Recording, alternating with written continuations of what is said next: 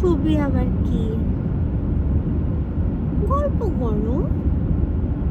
এত সুন্দর রাস্তা, খুবই সুন্দর রাস্তা। এখানে মাঝে মাঝে হরিণ আসে, আমরা দেখি। সন্ধ্যার পরে ফল চালানো কালার, রিস্কি। হরিণ যতটা সুন্দর ততটা আবার ভয়ঙ্কর সব রাস্তায়, সন্ধ্যার পরে কারণ সন্ধ্যার পর।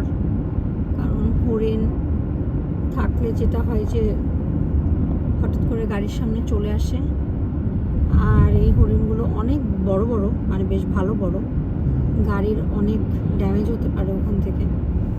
আসলে ফল কালার এখানে অলমোস্ট শেষ, কিছু কিছু অল্প অল্প আছে, আর কিছু কিছু মানে ঝরার পথে আসলে। বাট এই জায়গাটা অভূতপূর্ব সুন্দর।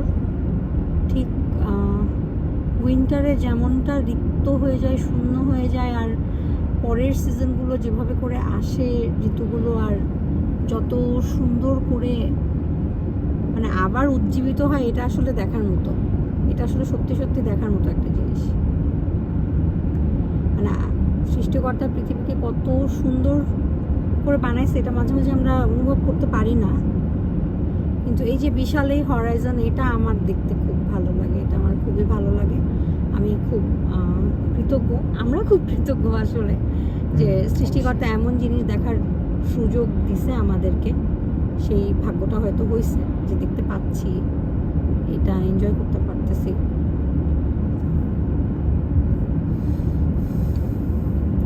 এমনি গল্প করি। এখন স্টপ করে দাও। কেন? স্টপ করে দাও। না, এত লং ভিডিও তো দরকার নেই। তুমি চুপ করো। এত লং ভিডিও দরকার নেই। এটা কোন এরিয়া? এটা আসলে বুঝতে পারতেছি না। আমার স্পাউচ খুব একটা পছন্দ করে না সবসময় কথা বলতে। আমি তাকে বলছি যে চলো আমরা গল্প করি, সে গল্প করবে না। অন ক্যামেরা গল্প করতে ওর হেজিটেশন হচ্ছে। এটা হয়, মাঝে মাঝে হয়।